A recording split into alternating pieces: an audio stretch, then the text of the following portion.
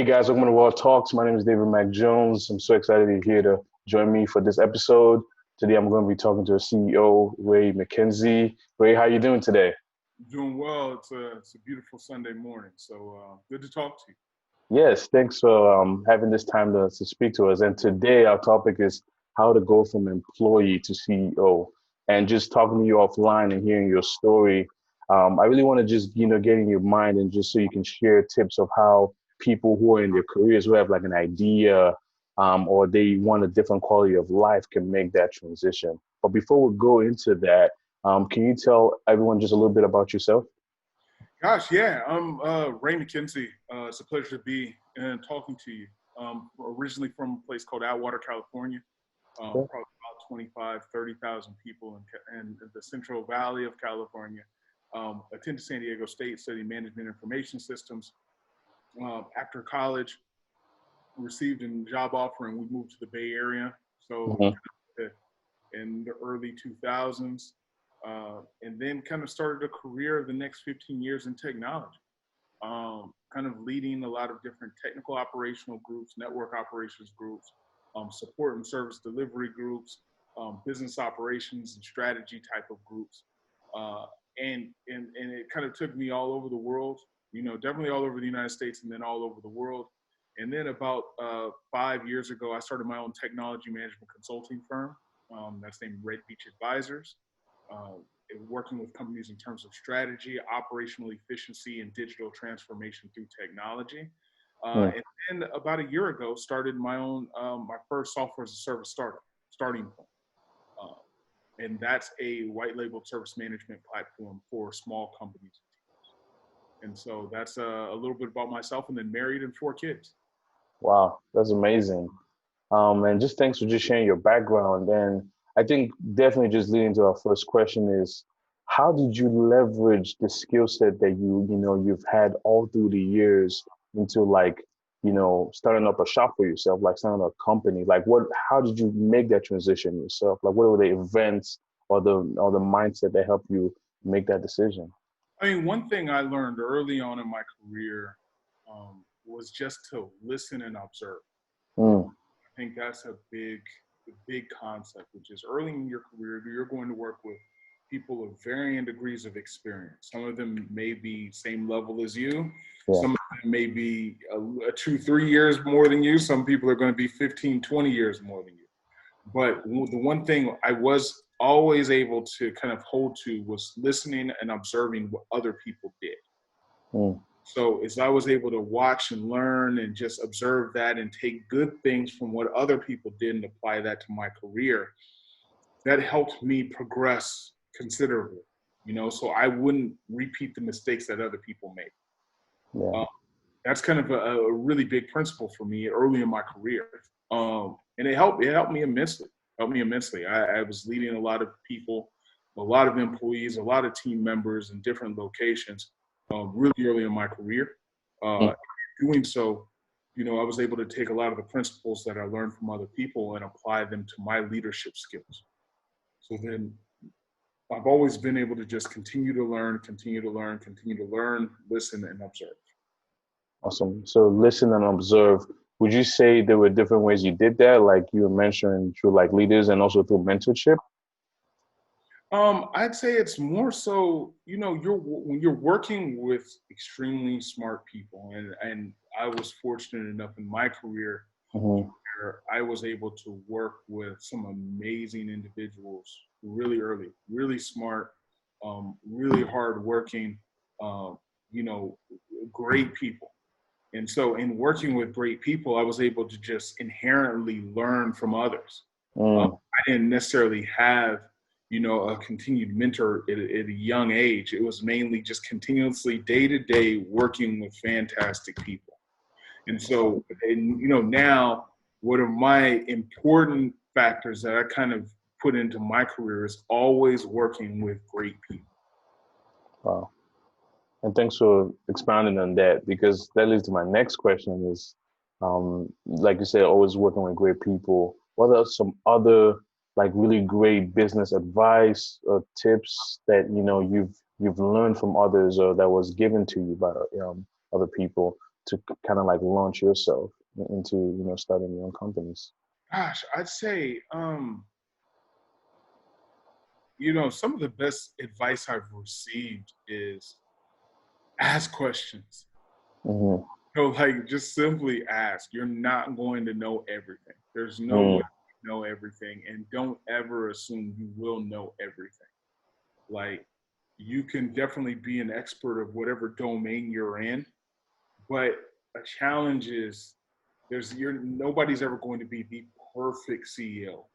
Mm. They're going to have questions. They're going to have blind spots. They're going to have things they're not always good at.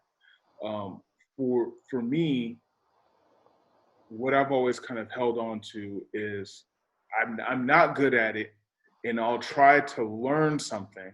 Mm-hmm. Then if I can't learn something, I will ask questions, or I'll hire somebody who can come in and do it. Yeah. And so then you develop the ability to fix that blind spot without having to put it all on yourself. Mm. You're going to be very good at some things, and you're not going to be as good at other things. Self-awareness is extremely important. It's one thing I found. Understand what you're good at, understand what you're not good at, try to close that gap as to what you're not good at. And then if you're able to close that gap, great. But if you're not and you still have shortcomings, and more than likely you will, hire somebody who's an expert to come in and help. And that person is also going to have their own shortcomings. Yeah. Hopefully, the shortcomings that you had don't overlap with that other person that you bring on board. Yeah. So some of the business advice I've had is just make sure that you're very self-aware. You're always listening, observing, and learning. Always continue to learn. And then, surround yourself with people that can help you or identify those blind spots for you. Mm.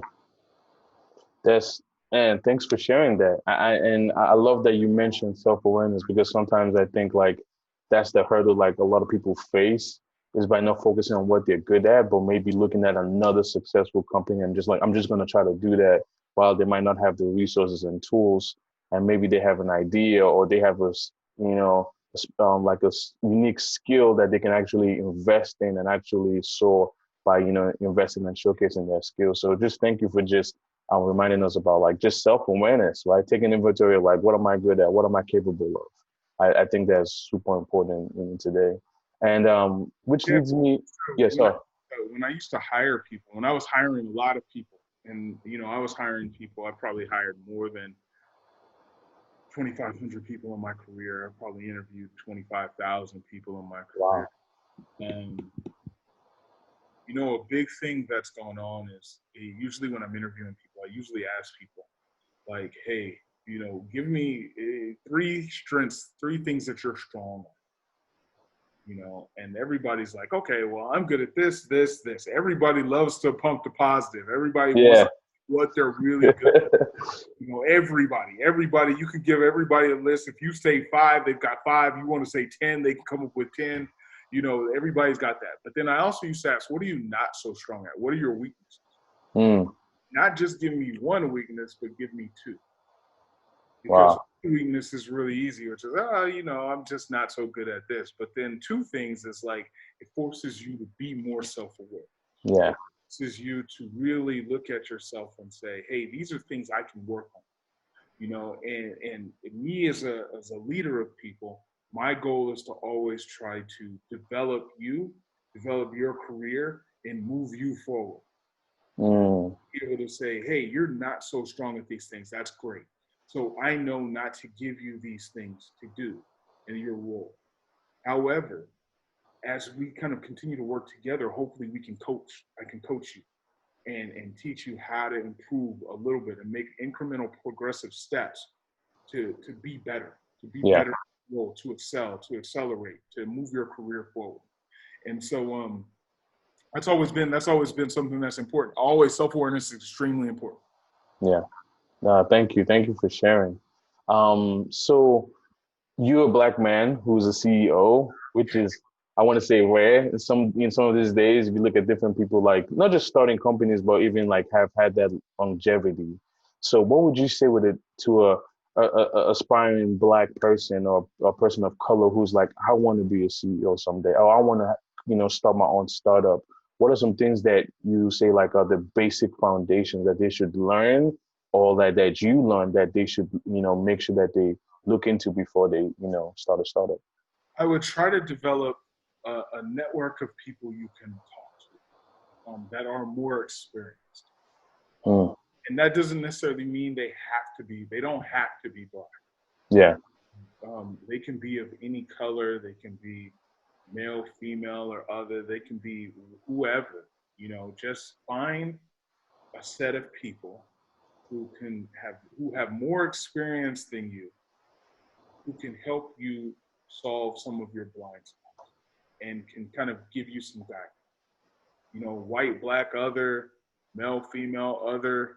Um, it doesn't really matter. Just kind of surround yourself with a group of individuals who support you, who want to help you, and want to see you move things forward. And that's really important. And even as a Black founder, the crux is we want to try to surround ourselves with kind of a Black advisory board, an Yeah. advisory board of individuals who are Black people who can help. Um, you got to understand they're also going through their own challenges too, and their own schedule and things that they're working through. So you may not be able to do that. You may not be able to get those resources. Yeah. So it really shouldn't matter color, um, sexual orientation. That stuff doesn't matter. It's all about how can they support you in your working relationship with those individuals. Yeah. As a Black founder, I've been able to, have relationships with all types of people, man. You know, all types of races. It's really working relationship. There's good people everywhere. Yeah. And you just have to find those good people who support Yeah. you. And sometimes, I've tried to reach out to other Black executives, and I haven't been able to reach them. Yeah. Then I've reached out to white executives, and they're like, "Let's talk on the phone. Let's hop on the Wow. phone. Let's go from there." I've talked to male executives, and some of them are like, "Hey, I don't have the time." And then other times I've talked to female executives, and they're all in. They're like, "Hey, I'm willing to support you, whatever you need to get some help." So it's one of those things to where you just kind of have to find those people, and those people are out there, but you really, as a Black founder, you kind of have to break down those barriers and actually ask. Yeah. Like, don't be afraid to ask, because that's kind of one of the bigger barriers that we expect. Yeah. Yeah, and I think a lot of things I'm hearing from you is like be open-minded, right? Not just have a mentality where if you're a Black founder, you just like, I need to just be with other Black CEOs, but being open-minded to receiving help from anybody in your network who's experienced that can invest in you, right? So like be open to that so that like you can leverage their experience, like you said in the beginning, so you don't make the same mistakes they made. Yeah. And you have that, that wisdom to invest properly in different areas and taking the right track, in starting your own startup. Yeah. Um, A big thing is just relationships, mm, which is you kind of have to develop relationships with anybody and everybody, and the better relationships you have, it can pay off over time. Maybe it doesn't. Maybe you have a call with somebody, and next thing you know, you're like, okay, I just met you. And then you talk 3 months later, 6 months later, 9, 12 months later, and next thing you know, they lead you into possibly landing a customer. yeah, That's it. It just takes time. Relationships take time to develop. And yeah. if you're able to do that, it works out great. So as a CEO, are you constantly nurturing those relationships, or would you say that you focus on trying to like create those relationships before, or is it just like a continual thing where even before you start, you foster those relationships while you're in it, you're fostering new relationships because you just never know where those relationships are going to lead. Yeah, it's continuous. It's Yeah. always continuous. You're always trying to develop relationships. You're always, trying to trying to build and understand what other people are working on, or how you can help other people, or, you know, how they can help you, you know, and always trying to brainstorm on things. Usually when I started my consulting company, it's interesting because I was like, okay, I was talking to a lot of people. I was on the phone with a lot of people, just talking. And kind of nature for us is when we meet somebody, we automatically are able to do business. Like let's Yeah. automatically date. Let's talk Tuesday. Let's Yeah. talk Tuesday. Let's get things going. Yeah. What I found is in business, people usually you have your objectives of things you're working on, and Hmm. they have their objectives of things they're working. Okay. And Yeah. they've got that list of things and you've got that list of things. And so how do you immediately just take time to carve out time so you guys can both work together when you already have a list of things to do and you already have a list of things to do? Hmm. So in building a relationship, it typically just takes time to get things going. So it can be, hey, I've got this list of things. It's going to take me 6 months to get through this list of things. And then they're over here and they're like, well, I've got a list of things I'm working on. It's going to take me 7 months, or however long to get done. Yeah. So you just got to keep talking. And then eventually you're like, oh, well, yeah, now it's time for us to work together. It's 6 months down the line. This is what we could do. I found an opportunity. Let's make it happen. You know, I've got some times, and just over time, that continuous discussion leads to brainstorming, which then leads to increased trust, which Wow. leads into increased ideas, which then leads to being top of mind, which then leads to finding an appropriate opportunity. Wow. I love that scenario that you built in. Is based on nurturing the relationship, right? It's not just I'm just want to have this relationship with you so I can get something from you. It's like, no, let's build something. Let's put it in the ground. Let's water it, and over time, see how that takes us. See where that takes us. Yeah, Um, it's just every people have their objectives, especially if they're running business. mm, They've got things they're working on, you've got things you're working on, and then you've got to come together and find time where it makes sense. yeah. So it's important to be understanding, have that perspective. Like it's not just you trying to like do your own thing. There are other people who are doing their own business. They're a CEO. They're trying to figure things out, and they Yeah, can help you when they can best help you. yeah, yeah. That's kind of how it works. Yeah. Thanks for sharing that. Something we talked about offline that I really want you to like talk about is you talked about the decision of going from employee to a CEO was predicated and also having time to even spend with your family, like quality of life. And can you dive into that? Yeah, quality of life is big.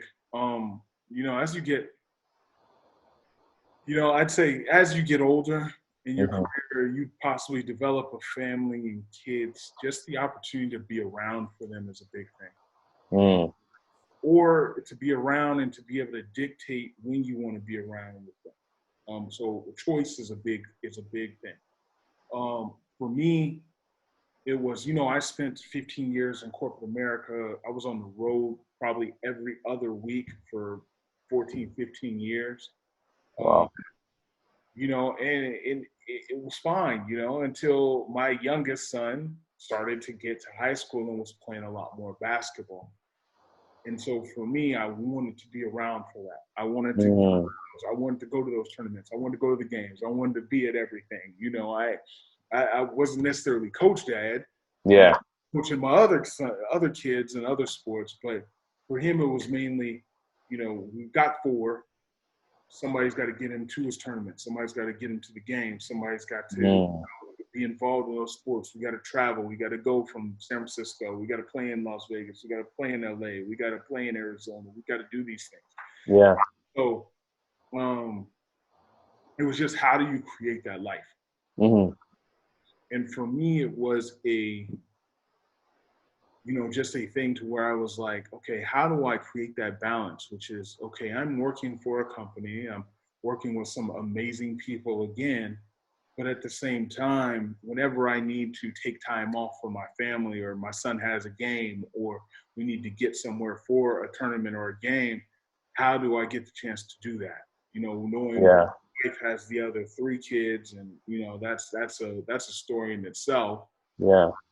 And so it was like, okay, how do I do that? Well, if I want the quality of life aspect. So I want the ability to spend time with my family when I want to spend time with them and how I want to spend time with them. Mm. That's one. And then two, it was, I also wanted to be an executive for a company. Mm-hmm. For me, I won't call them strikes, but I'll say I was young and I was black. Yeah. And those two things together, when you're in Mm. a room of executives that are 45, 55, 60, who more than likely don't look like you, Yeah. don't look like you, don't look like me, at that time, how do you get to the point to be at a C-suite level? How do you Mm. get a chance to be an executive? Wow. I sat back and I said, well, okay, if I want to, one, be able to spend time with my family over here, and then two, I want to be an executive without having to possibly work the next 5, 10 years, because I feel that of all my accomplishments in my career, I've warranted the ability to be in that C-suite level, which is what I was chasing. Yeah. How do I get there? Mm. And the thing that came to mind after I had a lunch one day was to start your own company. Mm. And starting my own company then allowed me to do both of those things. Yeah. I had the ability to spend time with my family as needed, work with great people, work on great projects, work on innovative things. Then over here, I was immediately the boss. Yeah. So I was able to get both at the same time. Yeah. Now, it sounds easy telling the story, but realistically, it takes a lot of hard work. Mm. A lot of hard work. So whereas I'm sacrificing the stability of the paycheck and the benefits and only having to work from maybe 7 to 5 or 7 to 6 Mm-hmm. or Mm-hmm. 7 now you're switching to a position where you're working from 6 to 10 in the morning, Mm. 6 in the morning till 10 at night, and then you also have 7 days a week. Yeah. So then you've got to continuously work. So by choosing that option, you are still increasing what you're working on. Yeah. Increasing what you're working on, if done properly, gives you the opportunity to, one, be the executive you want to be, and two, have the quality of life that you want. Yeah. I love the perspective that you shared about, thinking that you wanted to have, best of both worlds. And I think so many people struggle with that understanding that they can't do that. Like they can't either have a company and still try to be available for their family, because what's interesting about your equation that it still comes down to hard work, right? You have to put in the hard work so you can provide for your family while you're having that, CEO, but at the same time, you're actually building something that you're passionate about, that you care about, and it's not just something that, you just have to do. And so just thank you for just sharing that perspective of like understanding like you can do both, and it doesn't have to be one or the other. Because so many times, I talk to people, I hear from people's like, it's either the career, I can't get married or I can't have kids now because like I'm focused on my career, or I have this business. It is like we just have to plan better, right? Like we have to just invest better and just look at, okay, I'm doing this so I can do this. It's a give and take scenario, instead of just all or nothing. It's not all or nothing. It's not all Yeah. or nothing. Now there are other things that you do have to give up in the process of doing so. I Mhm. forget I forget what the article was, and I probably need to find it and send it to you, but it was like, I think Sheryl Sandberg of Facebook Yeah. had, there were 5 core things that a person can choose to do. And you only have time for those 5. And it was like, I chose business or work, family, and the gym. Mm. So those are the 3 things that I have the ability to work on every day. I don't, sometimes I have to sacrifice the events with friends or the hanging out for certain things and, all that stuff. Sometimes you have to sacrifice all that good stuff, Mm. especially for the success in those 3 areas. You get 3 out of the 5 and you go from there. Yeah. and hopefully you excel in then those 3 out of 5. And then as you grow and life changes, maybe personality changes or resources change or finances change. Yeah. But that's kind of the goal, man. That's kind of what we've been able to do. That's great. That's awesome. And we know like we're living in some really interesting times, with COVID-19 happening. And so what would you say are some things that you're learning, you're observing during these times as a CEO or, and even as, in the startup world, like what are some things you're learning, you're observing during this time? Gosh, I'd say the one thing I'll take a step back and go to, Red Beach Advisors. So Red Beach Advisors, my consulting firm, we have always had this theme of digital transformation. Mm, And then fast forward to COVID-19 and you've got digital transformation that has to happen from where companies have been planning for 3 to 4 years in terms of what they want to do going in the future. yeah. Next thing you know, it's all compressed into 2-3 weeks. Yeah. Yeah. So that changed a lot of things in the large enterprise world, and all the way down to small, medium-sized companies too, which is the world is now changing. The world has Mm, changed probably forever, especially how people feel about being in the office, remote work, um, mm-hmm. how people are going to collaborate remotely, where people want to live, and the benefits of where they want to live versus do you have to be in the mega metropolis of certain cities, or can you work in the suburbs or farmland or the middle of South Dakota, things like that, and just be happy and enjoy your life. I think all of those things are things that people are now evaluating. Yeah. Yeah, for me that's fascinating. Every day I'm learning more. I live in one of those big cities, which is a tech city in Seattle here, and all the most of the companies there and people's roles are becoming more remote. So people are starting to move out, to like you said, like the Midwest, so they can finally buy a home, And some of them, because I was talking to my sister about this in a different episode about the future of work. Some of them have been able to keep their salary, and some Yeah, of them, the other part of the reality is if you do move to one of these other like cities that are more affordable, like, their salary having to be evaluated to the scale of, that city too, So it's a very interesting time. But I think the fear that a lot of companies were having was that if people were to work remotely, the productivity level will go down. Has been like in a way debunked. Like no, like actually people tend to work even more because yeah, their work is at their home. So they're still now like finding that balance of like how can you log off, like how can you recharge, because the productivity levels are not skewing down, they're actually going up. yeah. Productivity will definitely go up. I Yeah. mean, I've worked remotely for my firm, Red Beach Advisors, is remote. StartingPoint, as we kind of build it up, we're obviously built during COVID. It's remote. Productivity does go up because you have the ability, you have the time to focus on task at hand. So Mm, you take away the 30, 45, 90-minute commute that some people have, and you now can take and add the next 75 minutes of somebody's day and put yep. directly into being functionally productive. You know, Yep. and you give people the ability to say, gosh, if I need to go to a town hall for my kid at their school, I can go across the street for an hour and then come back and still Hmm. get enough work in. Yep. So, that is changing.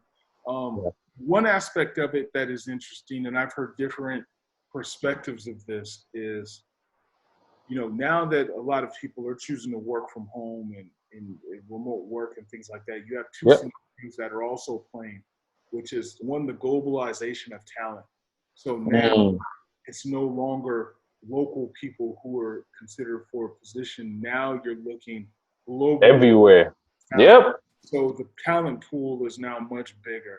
And then Hmm. the other thing that I find interesting and I do want to watch more of is how this affects early employees or new college graduates or young employees, which is the first 5 to 7 years, I'd say 5 to 8 years of my career were extremely important in terms of working with people side by side. Yeah. I was able to develop great relationships with people I still talk to regularly this day. Mm. And so, and you build that camaraderie by working side by side. Yep. Every day I'm coming into the office and I'm saying good morning, or I'm saying hi, or I'm saying, hey, can you take a look at this? Or I'm saying, hey, I can help you with that. And, or, hey, let's go to lunch together. Or, you know, how do you build those relationships that are in office that allow you to build those bonds with people that you can take for the next 15, 20, 25 years of your career? Yeah. How do you do that virtually? Yeah.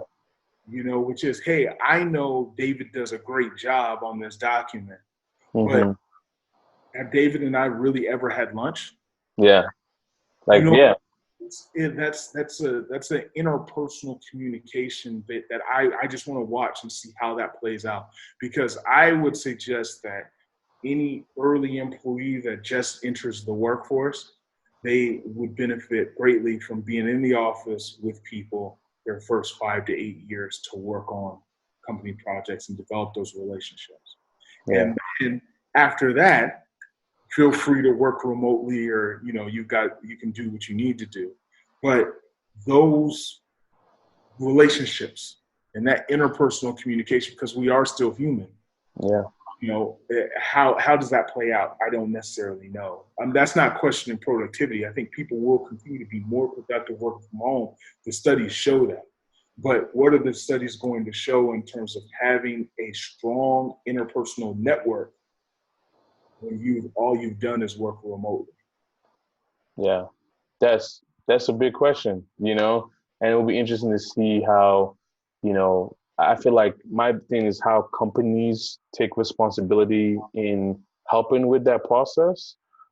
Just because it's like, you're right, like it affects, you know, that individual's, you know, not just path, but also development. And I think something that I've been noticing that goes along with that is, how do people who get new jobs, how is their onboarding experience now that is all virtual, Exactly. especially depending on the role that you're entering in? So imagine entering as a manager of a company, but you don't have, like you said, the experience to, like, you know, really talk to the people, learn their personality types to know how you can decipher how do you handle like conflict with each person. So it's a really interesting time, and it'll be interesting to see how like we evolve, you know, with all of this. But yeah, those are great thoughts, and appreciate you for sharing.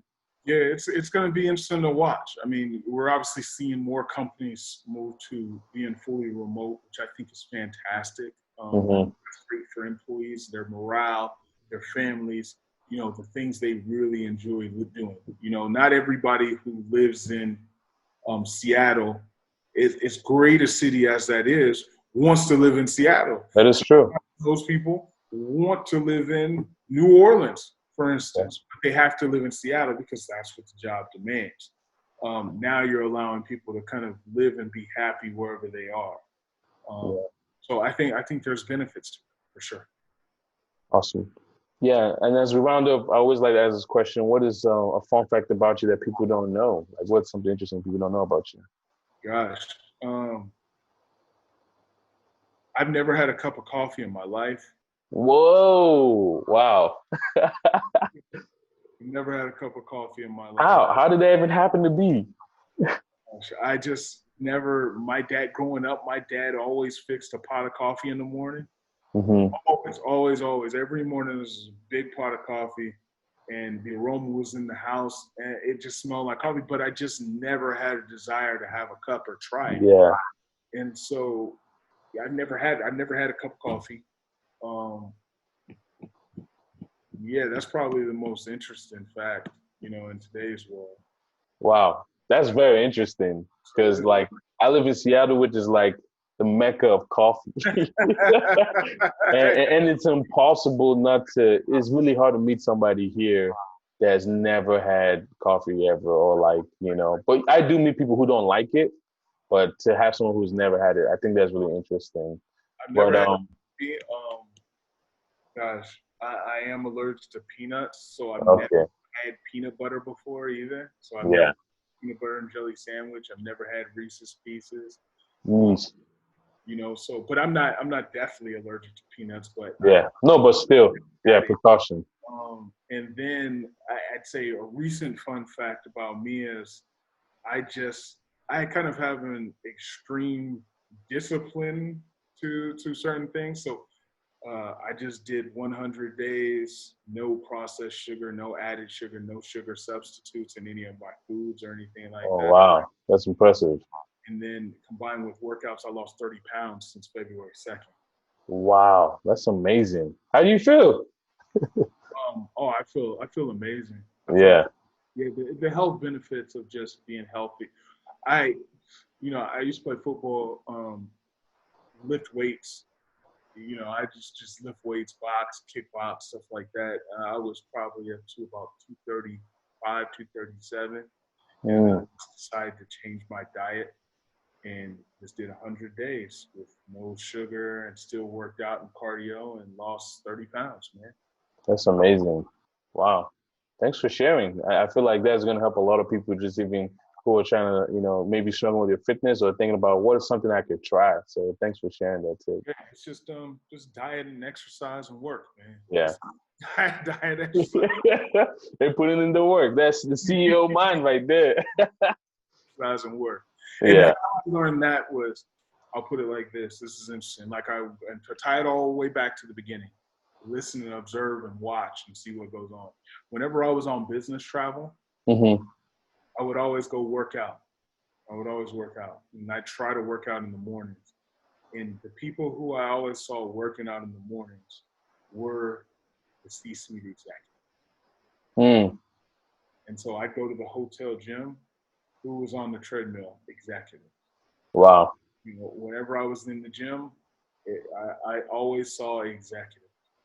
And so I was immediately like, if I want to be there, This is this is what you got to do. what I to do. Mm. It's me going in the morning. So that kind of ties it back to the beginning. Wow. Thank you, Ray. Thanks you for sharing. I think like this is a pivotal time for so many people, especially with everything that's going on where people have so many ideas, they have so many startup ideas, and they're thinking like, how can I make that transition? And I think a lot of the things that you've shared today is going to help so many people, including me. So I just want to thank you for your time. And what are some ways that people can support what you're doing right now? Definitely. Thanks for having me. Great conversation. I guess to contact me, anybody and everybody, if you just want to chat, talk, otherwise, if you're a young student, a young in your career, want to chat, you can reach out to me on LinkedIn. So Raymond McKenzie, founder and CEO of StartingPoint. That's probably the easiest way. Mm-hmm. Also, obviously, check out StartingPoint, www.startingpoint.ai, which is solving service management challenges for small companies and teams. So check us out there.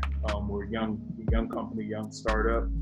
And then also you can go to www.redbeachadvisors.com. That's our technical management consulting group.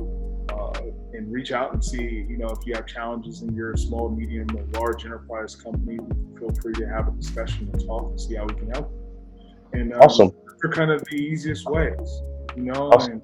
and just developing relationships, and anybody can feel free to reach out. Yeah. Thank you. Thank you for being open to be a resource to others. And I will have all those links in the description of this video so that people can, reach out to you even easier. So thank you, Ray, for coming on, and look forward to talking to you more in the future too as well. All right, definitely, David. Thanks for having me on. Hopefully it was beneficial for your audience, and hopefully, we'll be able to develop some more relationships going through this. Awesome. Thank you. Bye.